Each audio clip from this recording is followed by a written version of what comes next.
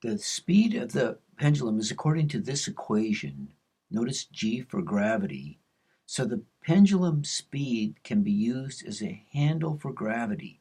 With everything constant, variations in the period, the speed of the pendulum must reflect variations in this variable, gravity, as well as, of course, the length of the pendulum.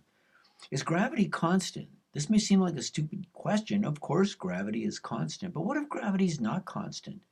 What if everything we hold dear and true is not true at all? What if our ideas about reality are not correct? This is all about these electronic pendulum drives. They're cheap and seem to work just fine. Take D batteries. It's all driven by C++, this little guy made by Arduino, an Italian company. Gravity. It's supposed to be constant. Would it not be cool if we could find that it is not constant? Maybe there are patterns, even day versus night, spring versus fall. I picked this target and this technique because it is within reach of my expertise and skill and resources. But this is all about the very fundamental nature of reality. We seem to be on the edge of a new world in physics. I'm a chemist, and I created all this as a hobby. This tells you a lot about the project. It's not that hard, within the understanding of about anyone, and might even be considered fun. The C++ is loaded into this little guy.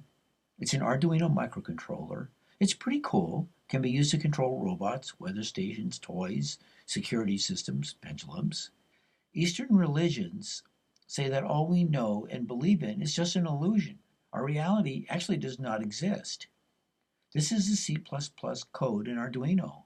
The Arduino passes the data through an interface with this object in this statement. I have no real idea how it works and don't care. Maybe we're just a computer simulation. That's the premise of the Matrix movies. That's just weird. What if we are a hologram? I say we, meaning our universe is just a hologram. Who doesn't know their astrological sign? The premise of astrology is that somehow the orientation of the earth during birth has an impact on the life of the person. Orientation versus what? That's just weird. The Python catches the output from Arduino.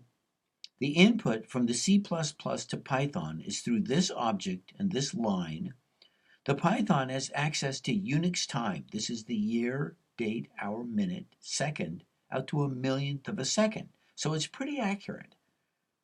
And then the Python sorts the data, time intervals, adds a date time stamp, and sends it out through this line and this object to a database.